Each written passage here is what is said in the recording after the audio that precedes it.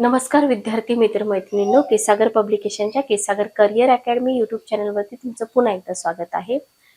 तर येणाऱ्या अपकमिंग तुमच्या ग्रुप बी ग्रुप सी मुख्य परीक्षा सोबतच तुमची डिपार्टमेंटल सीडीपीओ परीक्षा आणि इतर ज्या सरळ सेवा परीक्षा जिथे तुम्हाला माहितीचा अधिकार कायदा विचारला जातो, जवळजवळ सगळ्याच परीक्षा आहेत जिथे तुम्हाला माहितीच्या अधिकारावरती ऍटलीस्ट 4 ते 5 तरी क्वेश्चन विचारले जातात। तर माहितीचा अधिकार कायदा ओरिजिनल गव्हर्नमेंटचं जर तुम्ही डॉक्युमेंट बघितलं तर खूप जास्त किचकट आहे, आपल्याला वाचता येत नाही, इवन आपल्याला तिथलं आर्टिकल समजत नाहीत, प्रकरण पण समजत नाही। ठीक आहे, सो त्याच्यासाठी आपलं जे सीडीपीओ ची पुस्तक आहे वुमेन अँड चाइल्ड डेव्हलपमेंट, याच्यामध्ये जर तुम्ही बघितलं तर सीडीपीओच्या आपल्या पुस्तकांमध्ये तुम्हाला आरटीआय ऍक्ट जो आहे ना तो अतिशय चांगल्या पद्धतीने दिलेला आहे, लक्षात घ्या।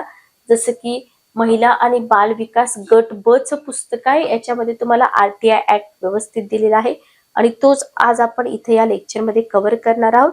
तर डिपार्टमेंटल सीडीपीओ चा सिलेबस पूर्णपणे वेगळा आहे, लक्षात घ्या। काही भाग जो आहे महिलांशी रिलेटेड कायदे असतील, महिलांशी रिलेटेड योजना असतील, तो भाग ओव्हरलॅप होतोय, त्याच्यासाठी तुम्ही ही पुस्तकं वापरू शकता। पण जवळजवळ 70% सिलेबस जो आहे तो अतिशय वेगळ्या पद्धतीचा आहे आणि त्याच्यासाठी कुठलंही बुक मार्केटमध्ये अवेलेबल नाही, लक्षात घ्या। इवन आपल्या पब्लिकेशनचं पण पुस्तक अवेलेबल नाहीये, जे तुम्हाला सेवेच्या सर्वसाधारण शर्ती असतील, अपील आणि शिस्त नियम असेल वगैरे वगैरे, रजा नियम असतील, तर त्याचे सेशन ऑलरेडी आपण आपल्या चॅनलवरती दिलेले आहेत। आणि जर तुम्हाला डिपार्टमेंटल सीडीपीओ साठी बॅच जॉईन करायची असेल तर तुम्ही माझ्या नंबरवरती मला कॉन्टॅक्ट करू शकता। माझा नंबर मी तुम्हाला शेअर करते। त्यापूर्वी काही कायदे आणि आरटीआय ऍक्ट कव्हर करण्यासाठी तुम्ही हे पुस्तक परचेस करू शकता, ज्याची लिंक तुम्हाला डिस्क्रिप्शन बॉक्स मध्ये मिळून जाईल। ठीक आहे, ओके। चला, तर बघा, आरटीआय ऍक्ट जो आहे तो आपल्या पुस्तकामध्ये खूप चांगल्या पद्धतीने दिलेला आहे। बेसिक इन्फॉर्मेशन मी इथे थोडीशी स्किप करते, जी की तुमची क्वेश्चन आन्सर मधून कव्हर होऊन जाईल। तर माहितीचा अधिकार अधिनियम 2005 जो आहे ना, तर या 2005 मधील काही महत्वाचे न्याय निवाडे आहेत, ज्याच्यावरती तुम्हाला जोड्या लावामध्ये, फिल इन द ब्लँक्स मध्ये 3 लाइनर 4 लाइनर क्वेश्चन विचारले जाऊ शकतात। ज्याच्यामध्ये पहिलं प्रकरण आहे बेनेट कोलमन विरुद्ध भारत सरकार। तर बेनेट कोलमन विरुद्ध भारत सरकार हे जे प्रकरण आहे हे कधीचं आहे हे लक्षात ठेवणं पहिली महत्वाची गोष्ट आहे। 1973 हे प्रकरण आहे। एससी न दिलेला जो निर्णय आहे तो तुम्हाला इथे विचारला जातो, सुप्रीम कोर्टाने जो निर्णय दिलाय। तर बेनेट कोलमन विरुद्ध भारत सरकार 1973 निकाल काय दिलेला आहे लक्षात घ्या। तर आपलं जे कॉन्स्टिट्यूशन आहे, कॉन्स्टिट्यूशनच्या आर्टिकल, आता बघा क्वेश्चन कसे विचारले जातात, जसं की आर्टिकल जे आहे, कलम जे आहे, कलम 19(1) मध्ये तुम्हाला, ज्याला आपण 6 अधिकार अंतर्भूत करतो आर्टिकल 19 मध्ये, तर इथं माहितीचा अधिकार अंतर्भूत आहे असा जो निकाल आहे एससी न इथं दिला। तुम्हाला क्वेश्चन कसा विचारला जातो की सुप्रीम कोर्टाने कोणत्या प्रकरणी आर्टिकल 19(1) मध्येच आरटीआय किंवा माहितीचा अधिकार अंतर्भूत आहे असं दिलं किंवा त्यांचा निर्णय दिला। तर तिथे तुम्हाला प्रकरणं दिली जातात। पहिलं प्रकरण असेल बेनेट कोलमन प्रकरण, दुसरं असेल उत्तर प्रदेश विरुद्ध राजनारायण, तिसरं प्रकरण तुम्हाला तिथं दिलं जाऊ शकतं जसं की मनेका गांधी आहे, प्रभा दत्त आहे। तर हे 4 ऑप्शन तिथे असू शकतात। तुम्हाला माहित पाहिजे की कोणत्या प्रकरणी एससी न कोणता त्यांचा निर्णय दिलेला आहे। तर बेनेट कोलमन विरुद्ध भारत सरकार 1973 या प्रकरणी सुप्रीम कोर्टाने जे फायनल वर्डिक्ट त्यांचं दिलेलं आहे, काय दिलंय की आर्टिकल 19(1) जे आहे आपल्या कॉन्स्टिट्यूशन मध्ये इथं माहितीचा अधिकार अंतर्भूत आहे। ठीक आहे, ओके। सेकंड बघा, सेकंड आहे उत्तर प्रदेश विरुद्ध राजनारायण आणि इतर 1975 हे प्रकरण आहे। इथं सुप्रीम कोर्टाने निर्णय काय दिला की नागरिकांना सार्वजनिक निधीतून केल्या जाणाऱ्या व्यवहारांचा तपशील जाणून घेण्याचा अधिकार असून सर्व शासकीय यंत्रणा नागरिकांना उत्तरदायी असणं अगत्याचे आहे, असा महत्वाचा जो निर्णय आहे सुप्रीम कोर्टाने इथं दिलेला आपल्याला दिसून येतो। कोणत्या प्रकरणामध्ये? उत्तर प्रदेश विरुद्ध राजनारायण। ठीक आहे, तर थोडक्यात तुम्ही काय लक्षात ठेवायचंय की नागरिकांना सार्वजनिक निधी जो कलेक्ट केला जातो त्याच्यामधून जे व्यवहार होतात तर त्या व्यवहारांचा तपशील जाणून घेण्याचा अधिकार आहे, हे 1975च्या या प्रकरणाचा निकाल देताना सुप्रीम कोर्टानं म्हटलेलं आहे. ठीक आहे. नेक्स्ट बघा, वारंवार विचारला जाणारा क्वेश्चन मनेका गांधी प्रकरणावरती. मनेका गांधी विरुद्ध भारत सरकार, जो की 1978चा खटला आहे हा. तर सुप्रीम कोर्टाने इथे निर्णय काय दिला बघा. घटना जी आहे आपली, घटनेमधील आर्टिकल 19(1) पाठीमागे बेनेट कोलमन प्रकरण बघताना आपण आर्टिकल 19(1) बघितलं होतं. तर 19(1) मधील भाषण आणि अभिव्यक्ती स्वातंत्र्य जे आहे ना, जिथं आपण 6 स्वातंत्र्य इन्क्लूड करतो, त्याच्यापैकी जे एक स्वातंत्र्य भाषण आणि अभिव्यक्ती. तर इथं भौगोलिक सीमा नसून माहिती मिळवण्यासाठी आणि आपल्या विचारांची अभिव्यक्ती करण्यासाठी नागरिक हा जो अधिकार आहे हा कुठेही कधीही केव्हाही वापरू शकतो. याचा अर्थ काय माहिती का, की भाषण स्वातंत्र्य फक्त तुम्हाला भारतातच नाही. ठीक आहे. भौगोलिक सीमा, भारताची सीमा ओलांडली तुम्ही, इतर कंट्रीमध्ये तुम्ही गेलात आणि तिथं सुद्धा तुम्हाला भाषण अभिव्यक्ती स्वातंत्र्य आहे. तर आपल्या विचारांची आणि अभिव्यक्ती करण्यासाठी नागरिक कोठेही केव्हाही वापरू शकतो, असा निर्णय तर सुप्रीम कोर्टाने दिलेला आहे. पण तुम्ही जर 6 स्वातंत्र्य अभ्यासले असतील तर तुमच्या लक्षात येईल की प्रत्येक स्वातंत्र्यावरती काही वाजवी बंधनं घातलेली आहेत. ठीक आहे. नेक्स्ट बघा, प्रभा दत्त विरुद्ध भारत सरकार आणि इतर 1982 या प्रकरणामध्ये जर आपण बघितलं तर याचिकाकर्त्या बातमीदाराने मृत्यूदंडाची शिक्षा झालेल्या गुन्हेगाराची मुलाखत घेण्याचा आपणास अधिकार असल्याचं प्रतिपादन केलं. अशी मुलाखत घेणं हा कलम 19(1) अंतर्गत भाषण आणि अभिव्यक्ती स्वातंत्र्य ठरत नाही. व्हेरी व्हेरी इम्पॉर्टंट, असं इथं सुप्रीम कोर्टाने स्पष्ट केलं. आणि जो याचिकाकर्ता आहे ना, त्या याचिकाकर्त्याला मुलाखतीच्या माध्यमातून माहिती मिळवायचा अधिकार बजावायचा असून संबंधित आरोपींच्या संमती विना तो बजावता येणार नाही, असं इथं सुप्रीम कोर्टानं प्रतिपादित केलेलं आहे. कोणता खटला? खटल्याचं नाव फक्त लक्षात ठेवा, ते जास्त महत्वाचं आहे. प्रभा दत्त विरुद्ध भारत सरकार. 4 खटले इथं आपले कंप्लीट होतात. 5वा आहे SP गुप्ता विरुद्ध भारत सरकार.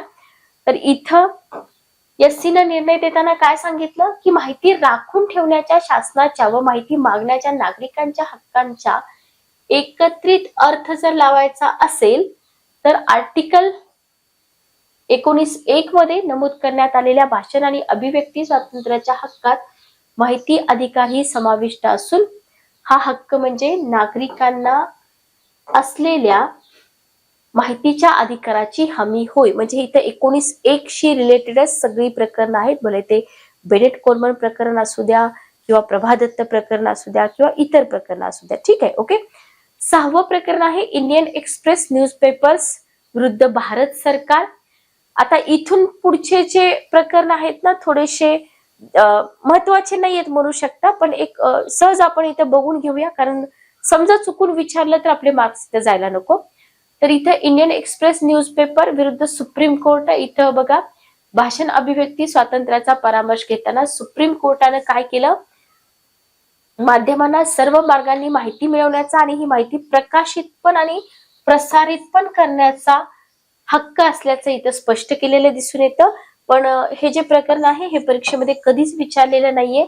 इव्हन हमदर्द दवाखाना वक्फ बोर्डाविरुद्ध जे प्रकरण आहे ते सुद्धा विचारलेलं नाहीये. त्याच्यामुळे जस्ट एकदा वाचून घ्या, तितकं काही महत्वाचं नाही. त्याच्यानंतर पुढचं प्रकरण आहे रिलायन्स पेट्रोकेमिकल्स विरुद्ध भारत सरकार.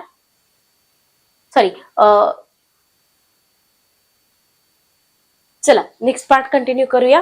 तर आपण बघत होतो आरटीआय ऍक्ट. आरटीआय ऍक्ट मध्ये आपण आता भारताची जी आपली राज्यघटना आहे, तर भारतीय राज्यघटनेतील आर्टिकल 19(1) लक्षात घ्या, आर्टिकल 19(1) मधील भाषण आणि अभिव्यक्ती स्वातंत्र्यामध्ये जो आपला माहितीचा अधिकार आहे ना, तो माहितीचा अधिकार इन्क्लूड आहे असं कोणत्या प्रकरणामध्ये सांगितलं, असा क्वेश्चन तुम्हाला इथं बनवू शकतो. सो लक्षात ठेवा, याच्यामध्ये पहिलं प्रकरण आहे शीला बारसे विरुद्ध महाराष्ट्र शासन. तर या प्रकरणामध्ये सुद्धा सुप्रीम कोर्टानं हाच निर्णय दिलेला आहे. दुसरं प्रकरण आहे भारतीय आयुर्विमा महामंडळ विरुद्ध प्रोफेसर मनुभाई डी शहा. तिसरी केस आहे secretary ministry of information and broadcasting. तर याच्यामध्ये सुद्धा SCनं हाच निर्णय दिलेला आहे.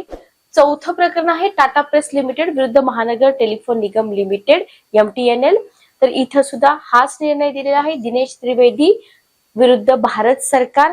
आणि 6वं प्रकरण आहे भारत सरकार व इतर विरुद्ध मोशन पिक्चर असोसिएशन. ठीक आहे, तर हे जे 6 प्रकरण आहेत, 6 प्रकरण लक्षात ठेवा, तुम्हाला याच्यावरती क्वेश्चन बनू शकतो. ठीक आहे, ओके.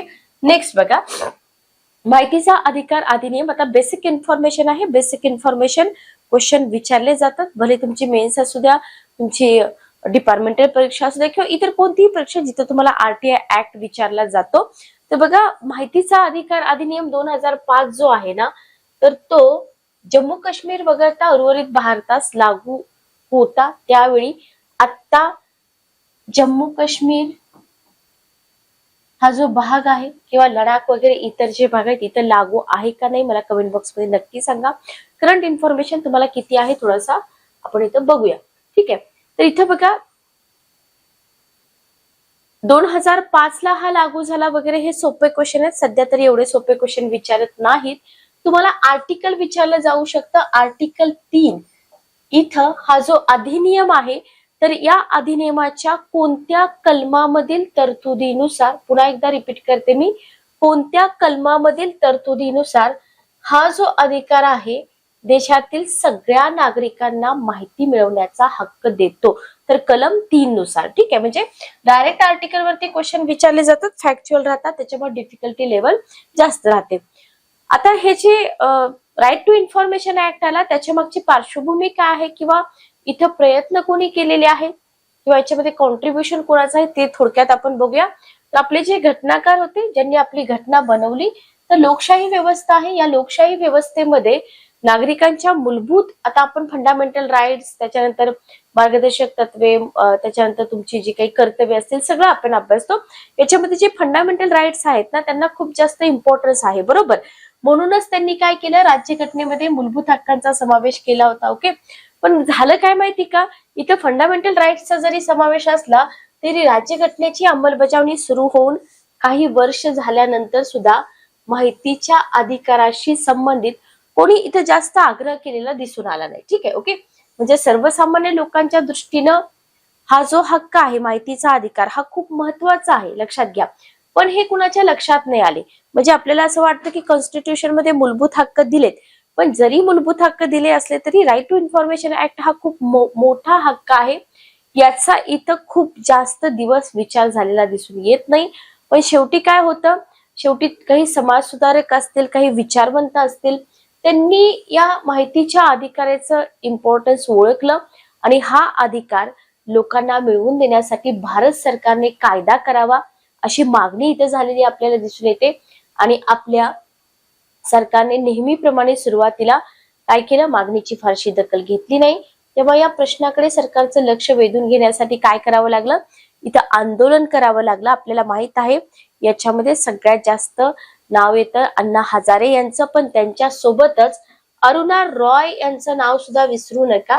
म्हणजे जनरली आपण फक्त अण्णा हजारे यांचंच नाव लक्षात ठेवतो, पण अरुणा रॉय यांचं नाव सुद्धा इथं खूप जास्त महत्वाचं आहे. व इथं आपल्या महाराष्ट्रामध्ये आंदोलन झालेलं आपल्याला माहित असतं की महाराष्ट्रामध्ये खूप मोठं आंदोलन उभं केलं होतं आणि ही मागणी जी होती माहितीचा अधिकार, याच्यासाठी अण्णा हजारे यांनी उपोषण पण केलेलं होतं. अखेरीस त्यांच्या आंदोलनाची दखल पण घेतली होती आणि महाराष्ट्र सरकारने माहितीचा अधिकार अधिनियम 2002 जो आहे ना, तो इथं पारित केलेला आपल्याला दिसून येतो.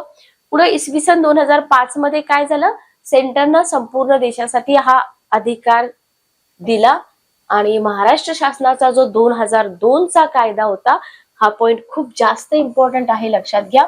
2002 चा जो कायदा होता तो इथे निरसित करण्यात आला. कोणता कायदा निरसित करण्यात आला तेही तुम्ही लक्षात ठेवा, कारण सेंटरचा कायदा स्टेटच्या कायद्यापेक्षा नेहमीच वरचढ राहतो.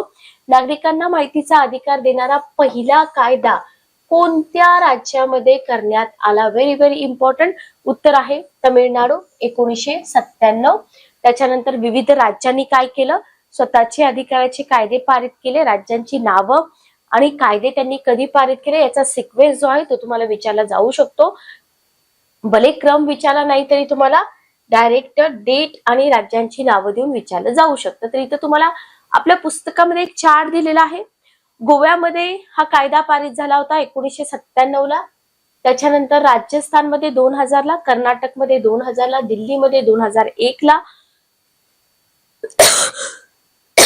सॉरी, महाराष्ट्रामध्ये 2002 ला, आसाममध्ये 2002, एमपी मध्ये 2003, जम्मू काश्मीरमध्ये 2003.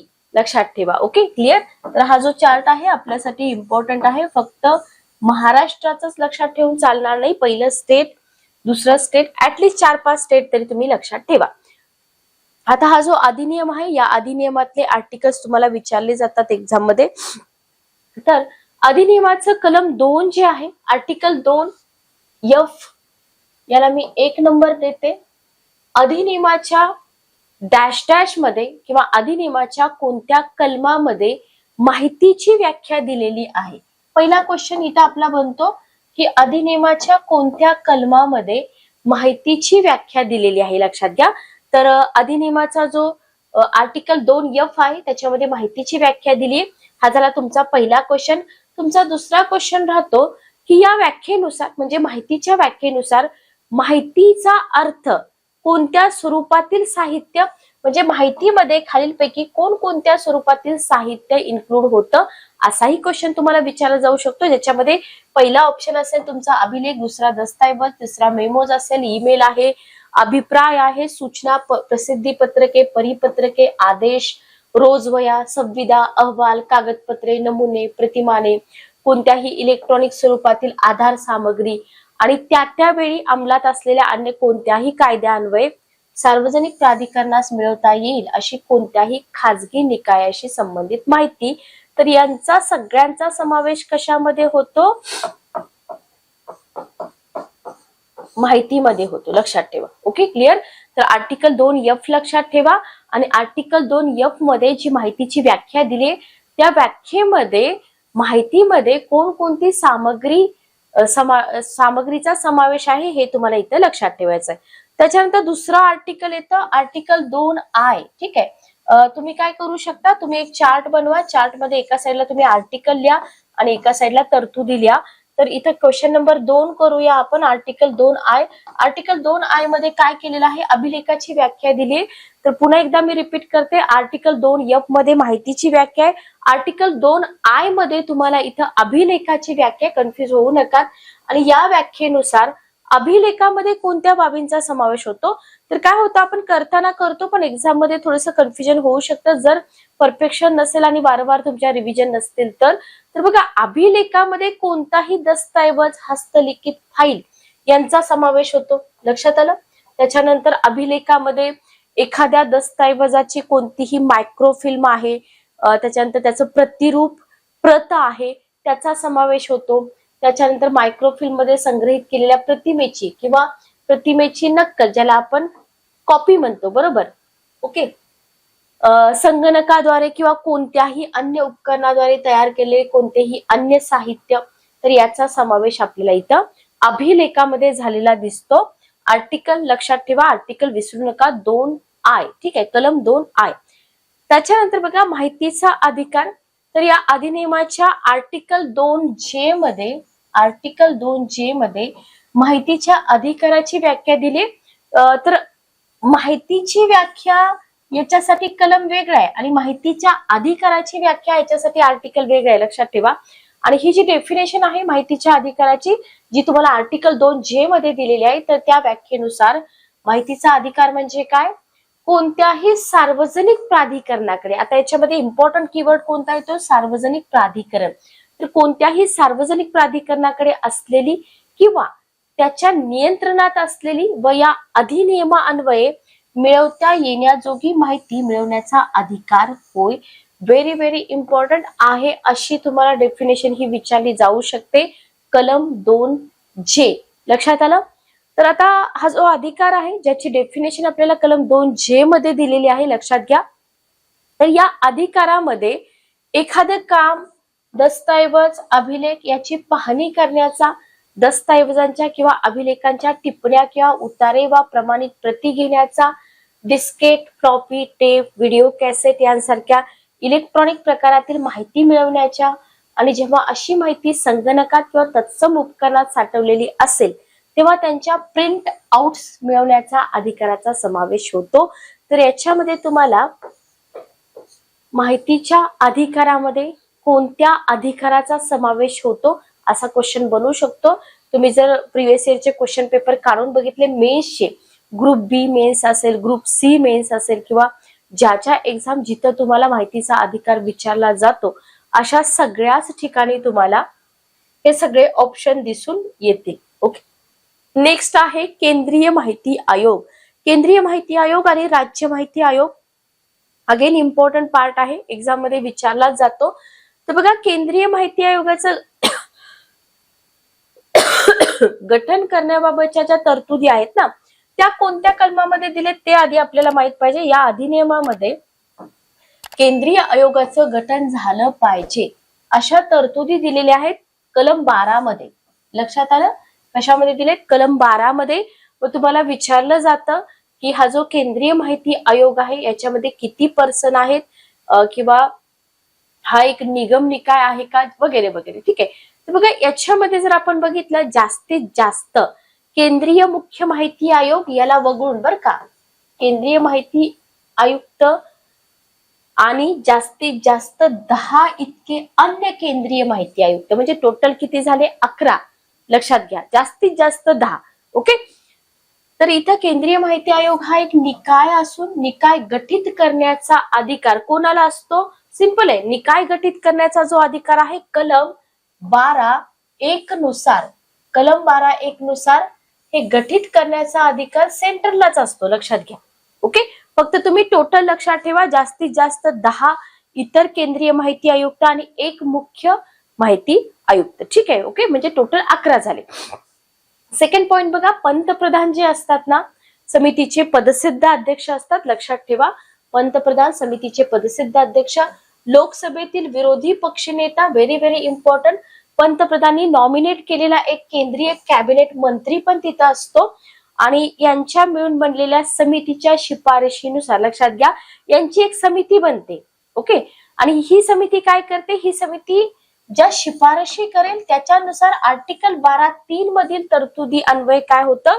राष्ट्रपती, व्हेरी व्हेरी इम्पॉर्टंट, राष्ट्रपती काय करतात? मुख्य माहिती आयुक्त आणि अन्य माहिती आयुक्तांची नियुक्ती करतो. म्हणजे इथे तुमचा क्वेश्चन काय बनतो की नियुक्ती कोण करतं आणि शिफारशी कोण करतं? तर लक्षात घ्या, नियुक्ती करतात राष्ट्रपती आणि शिफारशीचं जे काम आहे तर शिफारशी एक समिती करते, ज्या समितीमध्ये आपले पंतप्रधान, लोकसभेतील विरोधी पक्षनेता आणि पंतप्रधानांनी नॉमिनेट केलेला एक केंद्रीय कॅबिनेट मंत्री असतो. लक्षात घ्या. ठीक आहे, हा झाला तुमचा सेकंड मुद्दा. थर्ड मुद्दा आहे की मुख्य माहिती आयुक्त जो असतो किंवा माहिती आयुक्त जो असतो हा संसदेचा किंवा एखाद्या राज्याच्या अथवा एखाद्या संघ राज्य क्षेत्राच्या विधिमंडळाचा सदस्य असता कामा नये. काही कंडिशन आहेत बघा. जर एखादा पर्सन मुख्य माहिती आयुक्त म्हणून जर सिलेक्ट करायचा असेल तर तो संसद किंवा एखाद्या राज्याच्या किंवा संघराज्य क्षेत्राच्या विधिमंडळाचा सदस्य असता कामा नये, किंवा त्याने इतर कोणतंही लाभाचं पद धारण नाही केलं पाहिजे, तो कोणत्याही राजकीय पक्षाशी संबंधित नसला पाहिजे, कोणताही उद्योग व्यवसाय करीत नसला पाहिजे. ठीक आहे. ओके. चौथा पॉइंट आहे मुख्य माहिती आयुक्त आणि इतर माहिती आयुक्त हे कायदा, विज्ञान तंत्रज्ञान, समाजसेवा, व्यवस्थापन, पत्रकारिता, जनसंपर्क माध्यम किंवा प्रशासन, शासन आणि विषयांचं व्यापक ज्ञान, अनुभव असलेल्या सार्वजनिक जीवनातील प्रख्यात व्यक्ती असतात. कोणत्या फील्ड मधल्या ह्या व्यक्ती असतात हे इथं तुम्हाला सांगितलेलं आहे. ठीक आहे. ओके. पाचवा मुद्दा बघा, मुख्य माहिती आयुक्त तसेच माहिती आयुक्त हा त्यांच्या नियुक्तीच्या दिनांकापासून, हा मुद्दा पण इम्पॉर्टंट आहे, लक्षात घ्या. तर त्यांचा जो टाइम पिरियड आहे, टाइम पिरियड तुम्हाला इथं दिलाय, नियुक्तीच्या दिनांकापासून 5 वर्ष किंवा वयाची 65 वर्ष दोन्ही पैकी जे आधी कंप्लीट होईल ते, ठीक आहे, तोपर्यंत पदावर राहू शकतो. म्हणजे तो पदावर आलाय आणि 3च वर्षात त्याचं 65 वर्ष कंप्लीट होतंय, पण 5 वर्ष कंप्लीट होत नाही, मग तिथं ऑब्जेक्शन घेता येईल का? नाही. 65 वर्ष कंप्लीट झालं, विषय संपला. Okay, clear. तर इथे झाले हे 5 मुद्दे तुमचे केंद्रीय माहिती आयोगाबाबत. त्याच्यानंतर येतो राज्य माहिती आयोग.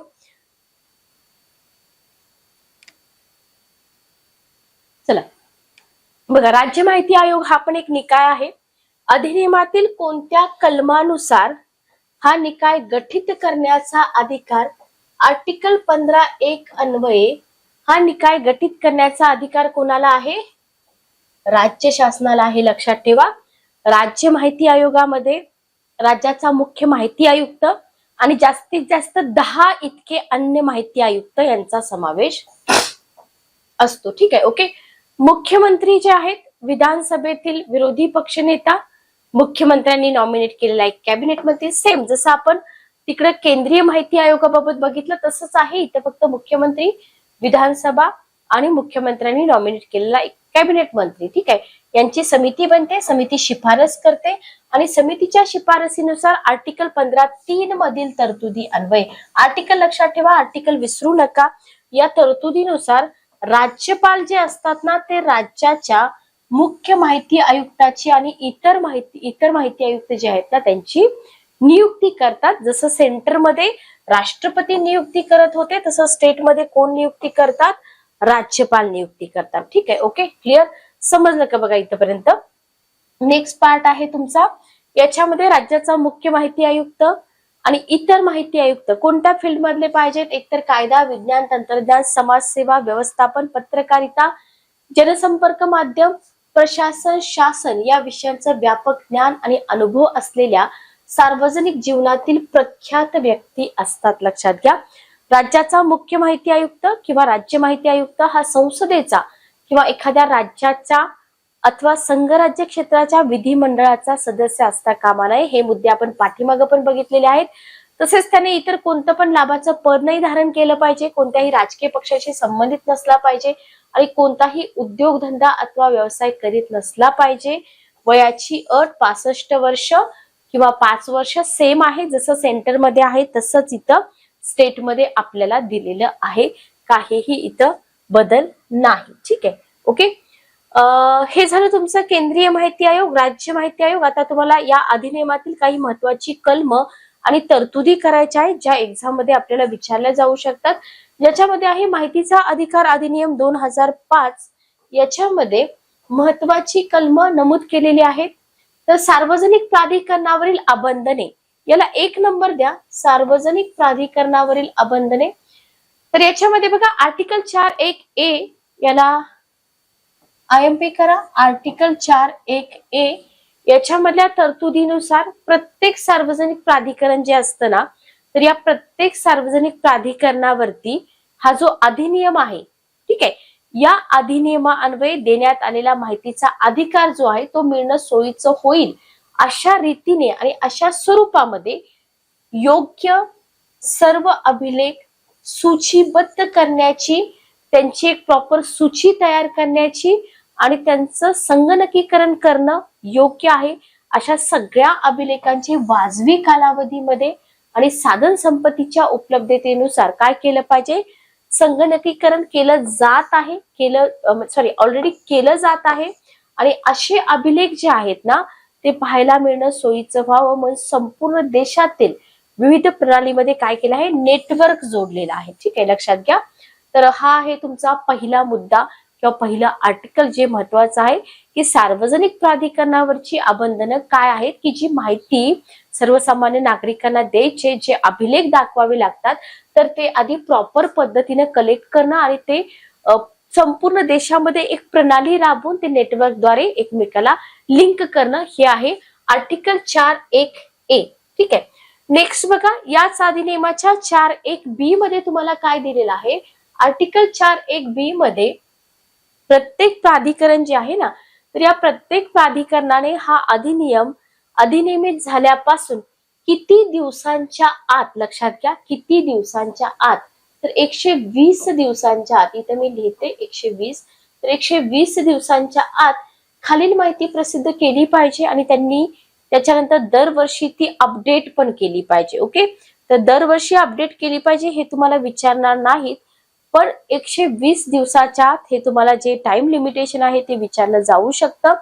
आपली रचना आणि कार्य यांचा तपशील त्यांनी अपडेट केला पाहिजे. आपले अधिकारी कर्मचारी यांचे अधिकार आणि कर्तव्य, निर्णय घेण्याच्या प्रक्रियेत अनुसरण्यात आलेली जी कार्यपद्धती आहे, त्यांच्याकडे असलेले किंवा त्यांच्या नियंत्रणात असलेले किंवा कार्य पार पाडण्यासाठी कर्मचारी वर्गाकडून वापरण्यात येणारे जे नियम आहेत विनियम आहेत, सूचना आहेत, नियम पुस्तिका आहेत, हे पण अपडेट केले पाहिजे, किंवा त्यांच्या नियंत्रणाखाली असलेल्या दस्तऐवजांच्या प्रवर्गांचं विवरण असेल, किंवा आपलं धोरण तयार करण्याच्या किंवा त्यांची अंमलबजावणी करण्याच्या संबंधात लोकांशी विचार विनिमय करण्यासाठी किंवा लोकांकडून निवेदनं केली जाण्यासाठी अस्तित्वात असलेल्या कोणत्याही व्यवस्थेचा जो तपशील आहे, आपल्या अधिकाऱ्यांची कर्मचाऱ्यांची निर्देशिका आहे, हे सगळं काय केलं पाहिजे, अपडेट केलं पाहिजे. ठीक आहे, लक्षात घ्या. Okay, clear.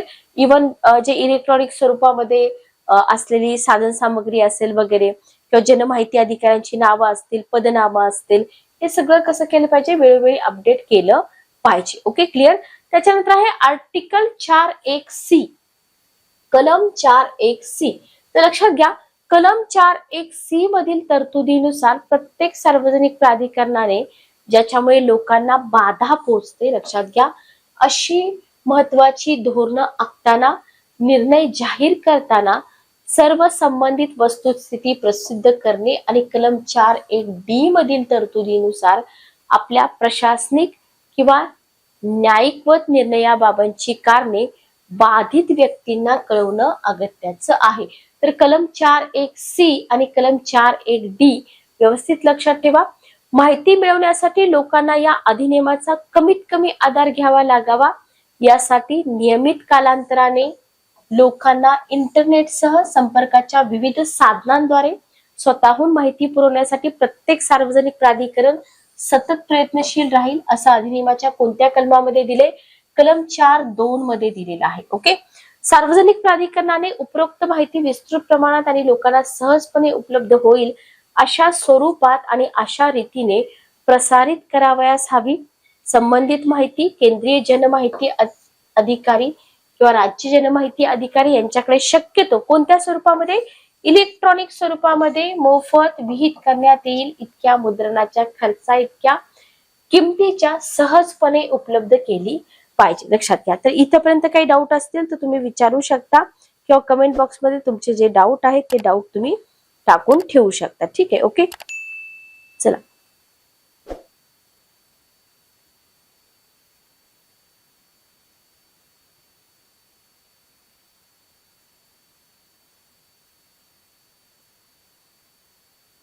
नेक्स्ट बघा, जनमाहिती अधिकाऱ्यांना पदनिर्देशित करणे.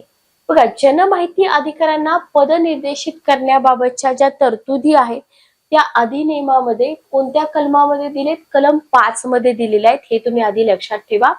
तर या तरतुदीनुसार प्रत्येक सार्वजनिक प्राधिकरण हा अधिनियमित झाल्यापासून किती दिवसांच्या आत, तर लक्षात घ्या, 100 दिवसांच्या आत या अधिनियमान्वये माहिती मिळवण्याची विनंती करणाऱ्या व्यक्तींना माहिती देण्यासाठी त्याच्या अखत्यारीतील सर्व प्रशासकीय कार्यालयांमध्ये आवश्यक असतील तेवढ्या जास्तीत जास्त अधिकाऱ्यांना यथास्थिती केंद्रीय जनमाहिती अधिकारी किंवा राज्य जनमाहिती अधिकारी म्हणून पदनिर्देशित करेल. कोणत्या आर्टिकल नुसार, आर्टिकल 5, किती दिवस, 100 दिवसांच्या आत. लक्षात ठेवा. सेकंड पॉइंट आहे, प्रत्येक केंद्रीय जनमाहिती अधिकारी जो असतो किंवा यथास्थिती राज्य जनमाहिती अधिकारी माहिती मिळवण्याची विनंती करणारे जे व्यक्ती आहेत त्या व्यक्तींनी केलेली जी विनंती आहे त्या विनंतीवर कार्यवाही करील आणि अशी माहिती मागणाऱ्या व्यक्तींना वाजवी सहाय्य करेल. लक्षात ठेवा.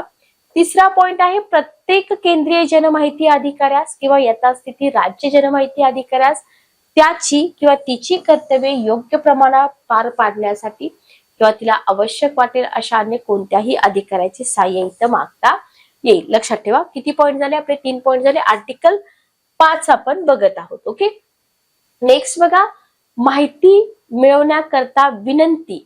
तर हा जो अधिनियम आहे या अधिनियमाअंतर्गत माहिती मिळवण्यासाठी विनंती करण्यासंदर्भातील तरतुदी ज्या आहेत त्या कशामध्ये दिलेत, कलम 6 मध्ये दिलेल्या आहेत. आर्टिकल अगोदर लक्षात ठेवा की कोणत्या आर्टिकल मध्ये या तरतुदी दिलेल्या आहेत. तर माहिती मिळवण्याकरता विनंती, तर या अधिनियमाअंतर्गत माहिती मिळवण्यासाठी विनंती करण्यासाठी तुम्हाला दिसेल कलम 6. ज्या व्यक्तीस माहिती हवी आहे, लक्षात घ्या, तर हव्या असलेल्या माहितीचा तपशील कोणकोणत्या भाषांमध्ये, इंग्रजीमध्ये, हिंदीमध्ये किंवा संबंधित राज्य भाषेत लेखी स्वरूपात इलेक्ट्रॉनिक साधनाद्वारे थोडीफार इथं फीज असते, लक्षात घ्या. फीज सह संबंधित प्राधिकरणाच्या केंद्रीय जनमाहिती अधिकारी किंवा राज्य जनमाहिती अधिकाऱ्याकडे किंवा केंद्रीय सहाय्यक जनमाहिती अधिकाऱ्याकडे किंवा राज्य जनसहाय्यक माहिती अधिकाऱ्याकडे अर्ज सादर करू शकतो. तर पहिला पॉइंट आहे भाषेचा, पहिला पॉइंट आहे आर्टिकल, दुसरा पॉइंट आहे भाषा, तिसरा पॉइंट आहे इथं अर्ज कोणाकडे केला जातो, आणि सेकंड मुद्दा इथं येतो की माहिती मिळवण्याची विनंती करणारा जो अर्जदार आहे ना, त्या अर्जदारास माहितीसाठी विनंती करण्यास, कोणतीही कारणे देण्यास किंवा त्याच्याशी संपर्क साधण्यासाठी आवश्यक असेल त्याखेरीज अन्य कोणताही वैयक्तिक तपशील देण्यास भाग पाडता येत नाही. लक्षात ठेवा. Okay, clear. तर या सगळ्या गोष्टी इथं लक्षात ठेवणं खूप जास्त इम्पॉर्टंट आहे.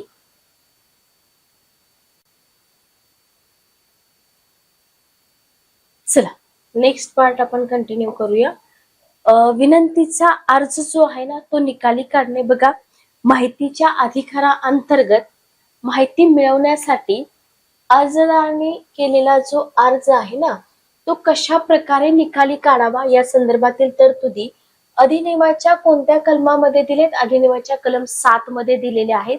आणि ह्या तरतुदीनुसार बघा की अर्ज कसा निकाली काढायचा. ओके, तर या तरतुदीनुसार जर आपण बघितलं तर केंद्रीय जनमाहिती अधिकारी किंवा राज्य जनमाहिती अधिकारी माहिती मिळवण्याची विनंती करणारा अर्ज मिळाल्यावर शक्य तितक्या शीघ्रतेने कोणत्याही परिस्थितीत विनंती केल्यापासून 30 दिवसांच्या आत एकतर विहित करण्यात येईल अशा फीचे प्रदान केल्यावर माहिती देईल, किंवा आर्टिकल 8-9 मध्ये दिलेली जी कारणं आहेत ना त्या कोणत्याही कारणासाठी विनंतीचा अर्ज इथं फेटाळू शकतो. लक्षात घ्या. Okay, clear. सेकंड पॉइंट आहे जर मागितलेली माहिती एखाद्या व्यक्तीचं जीवित किंवा स्वातंत्र्य, लक्षात घ्या, याच्याशी संबंधित असेल तर विनंतीचा अर्ज मिळाल्यापासून 48 तासांच्या आत, लक्षात घ्या, किती तासांच्या आत? 48 तासांच्या आत ती देण्यात येईल. जर केंद्रीय जनमाहिती अधिकाऱ्याने किंवा यथास्थिती राज्य जनमाहिती अधिकाऱ्याने विहित कालावधीत माहिती मिळवण्याच्या विनंतीत निर्णय देण्यात जर कसूर केली तर काय होतं? अशा केंद्रीय जनमाहिती अधिकाऱ्याने किंवा राज्य जनमाहिती अधिकाऱ्याने विनंती नाकारली आहे असं मानलं जातं. चौथा पॉइंट आहे माहिती देण्याचा खर्च दर्शवणारी कोणतीही जादा फी प्रदान केल्यावर माहिती देण्याचा निर्णय घेण्यात आला असेल त्या बाबतीत केंद्रीय जनमाहिती अधिकारी किंवा यथास्थिती राज्य जनमाहिती अधिकारी 30 दिवसांचा कालावधी मोजताना दरम्यानचा कालावधी इथं हिशोबात घेणार नाही. हेही पॉइंट तुम्ही लक्षात ठेवा. कोणत्या आर्टिकल मध्ये काय दिलंय हे सुद्धा आपल्याला इथे लक्षात ठेवलं पाहिजे. लक्षात घ्या. त्याच्यानंतर पुढचा मुद्दा आहे जर सार्वजनिक प्राधिकरणाने 30 दिवसांच्या कालमर्यादेचं पालन करण्यात कसूर केली तर काय होतं? माहिती मिळवण्याची विनंती करणारा जो व्यक्ती आहे ना तर त्याला ती माहिती मोफत दिली जाते. ओके, माहिती पुरविण्याचा अथवा अर्ज फेटाळण्याचा निर्णय घेण्यापूर्वी यथास्थिती केंद्रीय जनमाहिती अधिकारी किंवा राज्य जनमाहिती अधिकारी त्रयस्थ पक्षाने कलम 11 अन्वये केलेलं निवेदन विचारात घेईल. लक्षात ठेवा. आणि 7वा मुद्दा आहे जेव्हा विनंतीचा अर्ज फेटाळण्यात आला असेल त्या बाबतीत यथास्थिती केंद्रीय जनमाहिती अधिकारी किंवा राज्य जनमाहिती अधिकारी माहिती मिळवण्याची विनंती करणाऱ्या व्यक्तीस काय करेल? विनंतीचा अर्ज फेटाळण्याची कारण ज्या कालावधीमध्ये अर्ज फेटाळण्यात असेल त्या विरोधात अपील करता येईल तो कालावधी आणि अपील प्राधिकरणाचा तपशील इथं कळवला जातो. लक्षात ठेवा. माहिती प्रकट करण्याबाबत अपवाद काय आहेत? बघा, कोणतीही माहिती देणे सार्वजनिक प्राधिकरणावर कंपल्सरी आहे का? नाही. लक्षात ठेवा. Very very important.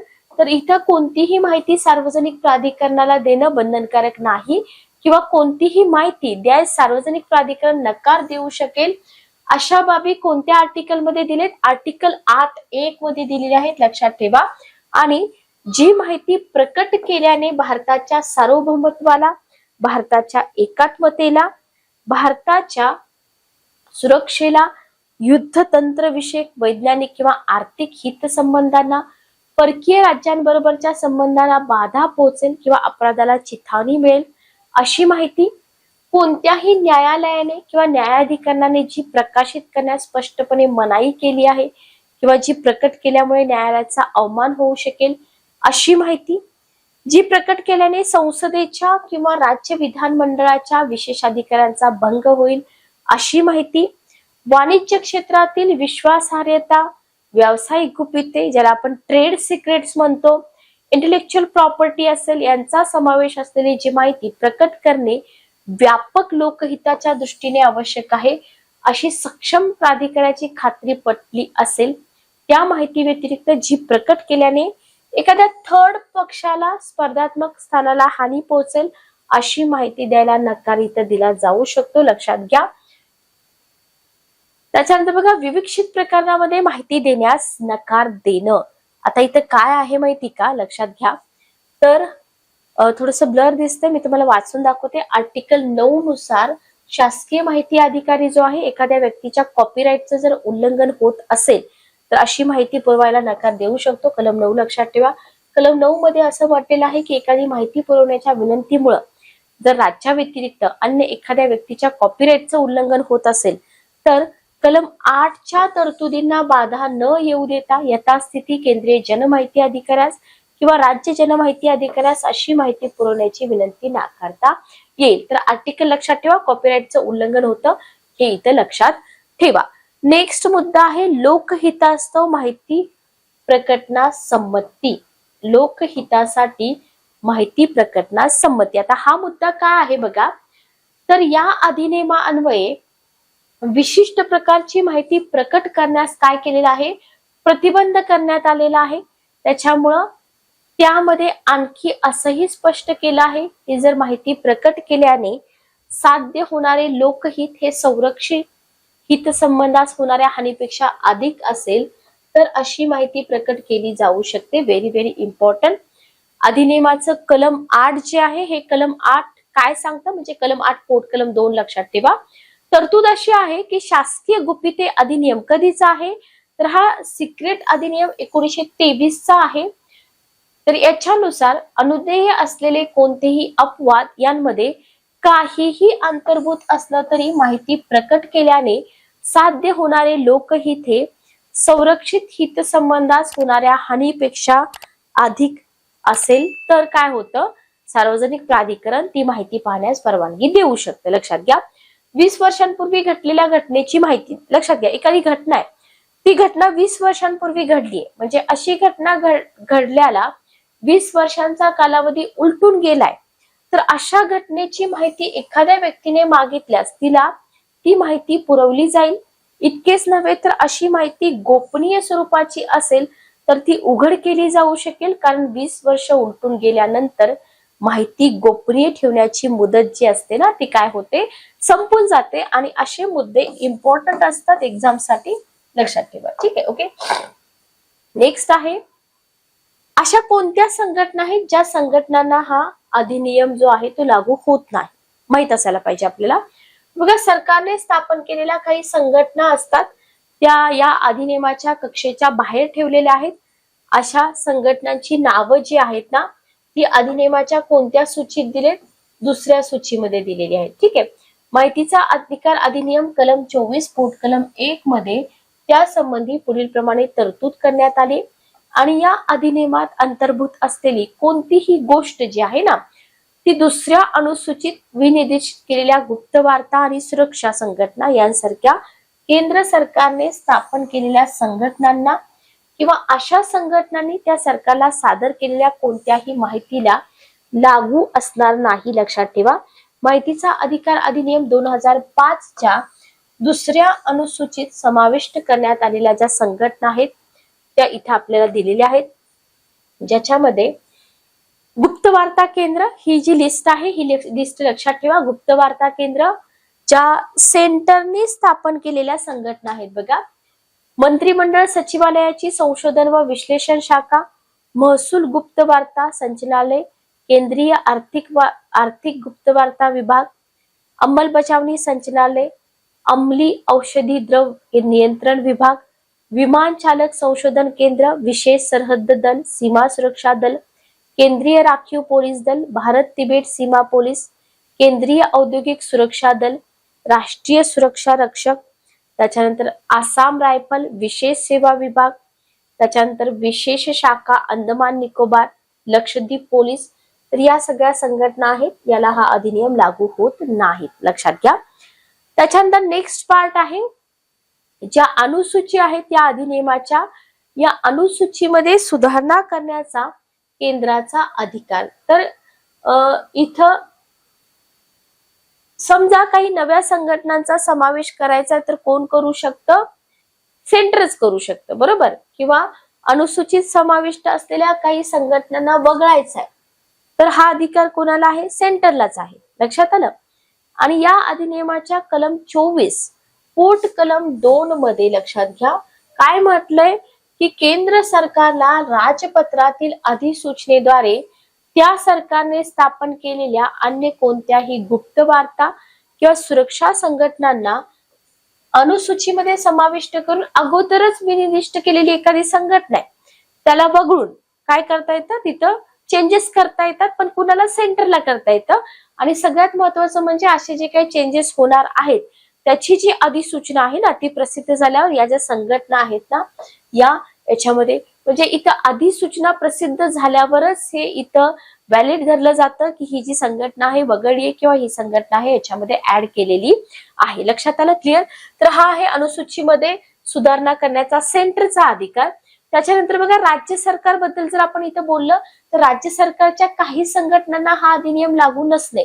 आता सेंटर बद्दल आपण बघितलं, सेम गोष्ट राज्य सरकारबद्दल पण आहे. तर राज्य सरकार पण गुप्त वार्ता सुरक्षा संघटना ज्या स्थापन केलेल्या असतात ना तर त्यांना हा अधिनियम लागू होणार नाही. आर्टिकल 24 पोट कलम 4 भ्रष्टाचार आणि मानवी हक्कांचं उल्लंघन या आरोपांशी संबंधित माहिती उघड करण्यावर निर्बंध नाहीत. सेंटेन्स लक्षात ठेवा, भ्रष्टाचार आणि मानवी हक्कांचं उल्लंघन याच्याशी संबंधित जे आरोप आहेत ना तर याच्याशी संबंधित माहिती उघड करण्यासाठी कोणतेही रेस्ट्रिक्शन इथं नाही आहेत. सेंटर असू द्या किंवा राज्य सरकार असू द्या, इथं वरील संघटनांना हा अधिनियम जरी लागू होत नसला तरी या संघटनातील भ्रष्टाचार आणि मानवी हक्कांचं उल्लंघन याच्याशी संबंधित जर माहितीची मागणी एखाद्या व्यक्तीने केली तर मात्र माहिती उघड केली जाऊ शकते. Very very important. Next point बघा, मानवी हक्कांच्या उल्लंघनाच्या आरोपी संदर्भात माहिती मिळवण्यासाठी केंद्रीय माहिती. जर मानवी हक्कांचं उल्लंघन झालंय, ठीक आहे, किंवा तसा आरोप आहे त्याच्याशी संबंधित माहिती मिळवायची तर केंद्रीय माहिती आयोगाची मान्यता इथं आवश्यक असते, लक्षात घ्या. तर ह्या ज्या संघटना आहेत, ज्या संघटनांची लिस्ट आपण आता सध्या बघितली, तर जर मानवी हक्कांचं उल्लंघन झालेला आरोप आहे त्याच्याशी संबंधित माहिती उघड करण्यावर निर्बंध नसले तरी पण एक अट आहे. कोणती अट आहे? की एखाद्या व्यक्तीने जर अशी माहिती मागितली, बरोबर, आणि ती माहिती केंद्रीय आयोगाने जर परमिशन दिली तरच मिळू शकते, लक्षात घ्या. अदरवाईज काय होतं? मिळत नाही. आणि ही माहिती त्या संबंधीच्या मागणीचा विनंती अर्ज सादर केल्याच्या दिनांकापासून किती दिवसांच्या आत? 45 दिवसांच्या आत, लक्षात घ्या. किती दिवसांच्या आत? 45 दिवसांच्या आत देण्यात येईल अशी तरतूद करण्यात आली. तर हा जो मुद्दा आहे मानवी हक्कांशी रिलेटेड हा इम्पॉर्टंट आहे. जसं आपण म्हणतो की नाही जीविताशी संबंधित धोका असेल तर अशी माहिती जे काही फिक्स टाइम असेल 24 तास असेल त्या टायमिंग मध्ये द्यावी लागते. सेम तसाच हा मुद्दा आहे की मानवी हक्काचं जर उल्लंघन झालं तर इथे काय करावं लागतं? 45 दिवसांच्या आत अशी माहिती द्यावी लागते. ठीक आहे, ओके, क्लिअर.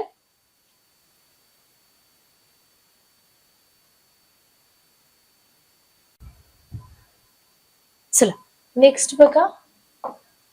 नेक्स्ट आहे माहिती आयोगांचे अधिकार आणि कार्य काय आहेत. माहिती आयोग जे आहेत जे आपला सेंटरचा आणि स्टेटचा आपण दोन्ही बघितलेला आहे. आता इथे त्यांचे राईट्स असतात ना ते आपल्याला बघायचे आहेत. तर काय आहे त्यांचे राईट्स बघा.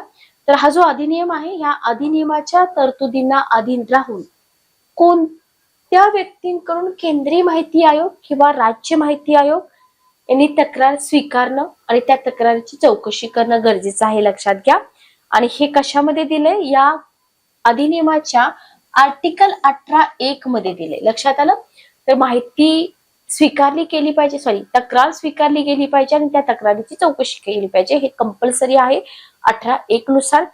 हा जो अधिनियम आहे, या अधिनियमानुसार संबंधित अधिकाऱ्यांच्या नेमणुका केल्या गेल्या नसल्यामुळे ज्या व्यक्ती संबंधित अधिकाऱ्याकडे अर्ज करता आला नसेल, अशी व्यक्ती, ज्या व्यक्तीचा अर्ज केंद्रीय सहाय्यक जनमाहिती अधिकाऱ्याने अथवा राज्य सहाय्यक जनमाहिती अधिकाऱ्याने स्वीकारण्यास नकार दिला असेल किंवा केंद्रीय जनमाहिती अधिकाऱ्याकडे अथवा जनराज्य माहिती अधिकाऱ्याकडे किंवा त्यांच्या मार्फत केंद्रीय माहिती अधिकाऱ्याकडे नकार दिला असेल, अशी व्यक्ती किंवा मागणी करण्यात आलेली कोणतीही माहिती मिळवण्यास एखाद्या व्यक्तीला नकार मिळालाय किंवा माहितीसाठी किंवा माहिती मिळवण्यासाठी जी मुदत आहे त्या मुदतीमध्ये प्रतिसाद मिळालेला नाही, अशी व्यक्ती, अवाजवी वाटत असलेली फी भरण्यास जिला भाग पाडलंय अशी व्यक्ती, या अधिनियमान्वये आपल्याला अपुरी, दिशाभूल करणारी किंवा खोटी माहिती देण्यात आली आहे, अशा व्यक्ती, किती झाले? 6 पॉइंट झाले, लक्षात ठेवा. किंवा अभिलेख मिळवता येण्याच्या किंवा त्यासाठी विनंती करण्याच्या संबंधातील इतर कोणत्याही बाबीशी संबंधित जर तक्रार केली असेल एखाद्या व्यक्तीने, तर अशी व्यक्ती एखाद्या प्रकरणामध्ये चौकशी करण्यासाठी वाजवी कारण आहेत याबाबत जर केंद्रीय माहिती आयोग किंवा राज्य माहिती आयोगाची खात्री झाली असेल, तर आयोग काय करतो बघा, आर्टिकल 18 पोटकलम 2 नुसार इथं या तरतुदींच्या अधीन राहून त्याबाबतची चौकशी सुरू करेल. माहितीचा अधिकार अधिनियम कलम 18(3) मध्ये कोणत्याही बाबीची चौकशी करताना लक्षात घ्या, जो सेंटरचा माहिती आयोग आहे किंवा राज्याचा माहिती आयोग आहे, तर याच्या बाबतीत दिवाणी प्रक्रिया संहिता 1908 अन्वये काय केलं जातं, दाव्याची न्याय चौकशी करण्यासाठी दिवाणी न्यायालयाला जे अधिकार आहेत ना, तेच अधिकार इथं तुम्हाला सेंटरच्या माहिती आयोगाला किंवा राज्याच्या माहिती आयोगाला आहेत, लक्षात ठेवा. Very very important. तर अधिकार कोणते आहेत बघा, व्यक्तींना हजर राहण्याबाबत समन्स पाठवून त्यांना हजर करणं, त्यांना शपथेवर तोंडी किंवा लेखी साक्षी पुरावा देण्यास व दस्तऐवज किंवा वस्तू सादर करण्यास भाग पाडणं, दस्तऐवजांचा शोध घेण्यास आणि पाहणी करण्यास फरमावणं, शपथपत्रावर साक्षी पुरावा घेणं, कोणत्याही न्यायालयाकडून किंवा कार्यालयाकडून कोणताही शासकीय अभिलेख किंवा त्याच्या प्रती यांची मागणी करणं, साक्षीदारांची किंवा दस्तऐवजांची तपासणी करण्याकरता समन्स काढणं आणि विहित करता येईल अशी कोणतीही बाब, लक्षात ठेवा बरं का. तर हे दिवाणी हक्क, दिवाणी न्यायालयाचे जे हक्क आहेत ते इथं मिळतात. संसदेच्या किंवा राज्य विधिमंडळाच्या अन्य कोणत्याही अधिनियमात विसंगत असं काहीही अंतर्भूत असलं तरी सुद्धा यथास्थिती माहिती आयोग, मग तो राज्य माहिती आयोग असू द्या किंवा सेंटरचा माहिती आयोग असू द्या, तर इथं तक्रारीची चौकशी करताना सार्वजनिक प्राधिकरणाच्या नियंत्रणाखालील ज्या अभिलेखाला हा अधिनियम लागू होतो ना, अशा कोणत्याही अभिलेखाची तपासणी करील आणि सार्वजनिक प्राधिकरण कोणत्याही कारणास्तव आयोगापासून असा कोणताही अभिलेख रोखून ठेवणार नाही. आयोगाचा हा अधिकार आर्टिकल 18(4) मध्ये काय केलेला आहे, नमूद केलेला आहे, लक्षात ठेवा. ठीक आहे, ओके. त्याच्यानंतर बघा, हा जो चार्ट आहे, हा चार्ट आपल्या एक्झाम साठी इम्पॉर्टंट आहे. अर्जदाराने मागितलेल्या माहितीचं स्वरूप किंवा प्रकार तुम्हाला दिले आणि निर्णय घेण्यासाठी ठरवून दिलेली काल मर्यादा तुम्हाला इथं दिली आहे. तर पहिला पॉइंट आहे सर्वसाधारण स्वरूपाची माहिती, जी किती दिवसांच्या आत दिली पाहिजे, 30 दिवसांच्या आत दिली पाहिजे. अर्जदाराच्या किंवा अन्य व्यक्तीचे जीवित किंवा स्वातंत्र्य याच्याशी संबंधित असलेली माहिती 48 तासांच्या आत दिली पाहिजे. सहाय्यक शासकीय माहिती अधिकाऱ्याकडे अर्ज सादर करून मागितलेली माहिती 35 दिवसांच्या आत दिली पाहिजे. अर्जदाराने ज्या सार्वजनिक प्राधिकरणाकडे अर्ज सादर केला असेल त्या प्राधिकरणाकडून अन्य सार्वजनिक प्राधिकरणाकडे अर्जाचं हस्तांतरण झाल्यावर पुरवण्यात येणारी जी माहिती आहे ती माहिती दुसऱ्या प्राधिकरणाकडे हस्तांतर 5 दिवसाच्या आत, दुसऱ्या प्राधिकरणाकडे अर्ज प्राप्त झाल्यापासून 30 दिवसाच्या आत दिली पाहिजे. पाचवा मुद्दा आहे थर्ड पक्ष जो असतो, त्रयस्थ पक्ष, याच्याशी संबंधित असलेली जी माहिती आहे. तर बघा, त्रयस्थ पक्षाकडे हरकतीबाबत विचारणा करणं 5 दिवसांच्या आत, त्रयस्थ पक्षाने आपलं निवेदन सादर करणं 10 दिवसांच्या आत, माहिती अधिकाऱ्याने त्रयस्थ पक्षाचे निवेदन प्राप्त झाल्यावर निर्णय देणं 30 दिवसांच्या, पण एकूण कालावधी किती पाहिजे, तर 40 दिवस असला पाहिजे. तर हा चार्ट इम्पॉर्टंट आहे. शास्ती बद्दल कधी जास्त क्वेश्चन विचारलेले नाहीत, लक्षात घ्या. तरी पण मी तुम्हाला आर्टिकल इथं सांगून देते, म्हणजे तुम्हाला इथं अडचण होणार नाही. ठीक आहे, जस्ट एक मिनिट थांबा. काही क्वेश्चन पण आहेत. क्वेश्चन आपण सेकंड पार्ट मध्ये घेऊया. आधी आपण शास्तीचा मुद्दा जो आहे तो मुद्दा कंप्लीट करूया. हे सगळं कंटेंट तुम्हाला पुस्तकामध्ये मिळून जाईल. बघा, एखाद्या नागरिकास त्याचा माहिती मिळवण्याचा अधिकार बजावण्यात बाधा आणणाऱ्या अधिकारावर शास्ती लादण्याबाबतच्या तरतुदी कोणत्या कलमामध्ये दिलेल्या आहेत? कलम 20 मध्ये दिलेल्या आहेत. लक्षात ठेवा, फक्त कलम लक्षात ठेवा. केंद्रीय माहिती आयोग किंवा राज्य माहिती आयोगाने कोणत्याही तक्रारीवर किंवा अपीलावर निर्णय देताना केंद्रीय जनमाहिती अधिकाऱ्याने किंवा राज्य जनमाहिती अधिकाऱ्याने कोणत्याही वाजवी कारणाशिवाय माहिती मिळवण्याबाबतचा अर्ज स्वीकारण्यास जर नकार दिला असेल किंवा जो टाइम फिक्स केलेला आहे त्या वेळेमध्ये माहिती सादर केलेली नसेल किंवा माहिती मिळवण्यासाठी केलेली विनंती आहे एखाद्या दुष्ट हेतूने नाकारली आहे किंवा जाणून बुजून चुकीची माहिती दिली आहे, मिसगाईड करणारी माहिती दिली आहे किंवा मागितलेली माहिती नष्ट केली आहे किंवा माहिती सादर करण्यात कोणत्याही प्रकारचा अडथळा आणलाय, असं जर आयोगाचं इथं मत फिक्स झालं तर काय होतं, तो अर्ज स्वीकारेपर्यंत किंवा माहिती देईपर्यंत प्रत्येक दिवसाला 250 इतकी शास्ती लादू शकतो आयोग. लक्षात घ्या. अर्थात अशा शास्तीची एकूण रक्कम 25,000पेक्षा जास्त नसते. तर शास्तीचा मुद्दा आर्टिकल फक्त लक्षात ठेवा, आर्टिकल 20. ओके. त्याच्यानंतर बघा, आता एखादा पर्सन आहे, त्याला माहिती जी आहे कोणत्या स्वरूपामध्ये पाहिजे, बरोबर. एखादा पर्सन आला, त्यानं म्हटलं की बाबा संबंधित विभाग जो आहे त्या विभागाने विशिष्ट दस्तऐवज, नकाशे अशा स्वरूपामध्ये मला माहिती पाहिजे, बरोबर. तर इथं निश्चित केलेली किंमत किंवा टपाल खर्च जो आहे तो त्या व्यक्तीला द्यावा लागतो. सेकंड, माहितीची छायांकित किंवा अन्य स्वरूपातील प्रत जर मागितली, A4 असू द्या किंवा A3 असू द्या, तर इथं तयार केलेल्या किंवा छायांकित केलेल्या प्रत्येक पृष्ठासाठी 2 रुपये अधिक टपाल खर्च. मोठ्या आकाराच्या कागदाच्या कोणत्याही प्रतिलिपीसाठी प्रत्यक्ष किंमत किंवा झालेला खर्च अधिक टपाल खर्च. अभिलेखाची पाहणी किंवा निरीक्षण करणं, पहिल्या 1 तासाकरता कोणतीही फी नाही, त्यानंतरच्या प्रत्येक तासाला 5 रुपये. डिस्केट्स किंवा फ्लॉपीच्या स्वरूपातील माहिती, प्रत्येक डिस्केट किंवा फ्लॉपी करता 50 रुपये अधिक टपाल खर्च.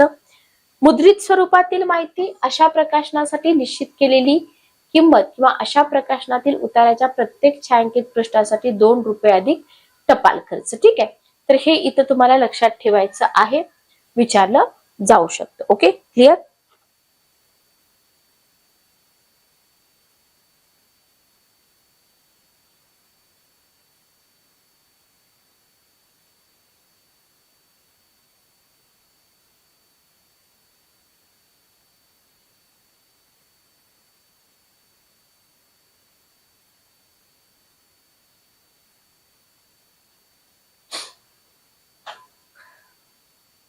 चला, नेक्स्ट आपण केंद्रीय माहिती आयोग आणि राज्य माहिती आयोग पाहिलेलंच आहे, तरी पण त्याच्यामध्ये डिफरन्स वरती क्वेश्चन येऊ शकतो.